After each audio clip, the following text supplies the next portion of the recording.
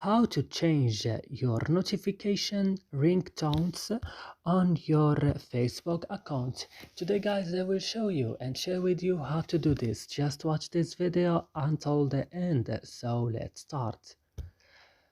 First, you will just open your Facebook and you will go directly to this three line at the top of the screen. Then you will come here on settings, and on settings you will go to notifications, and on notifications you will go to push, and you will go to tone, and here you can choose and change the sound or the ringtones of your notifications.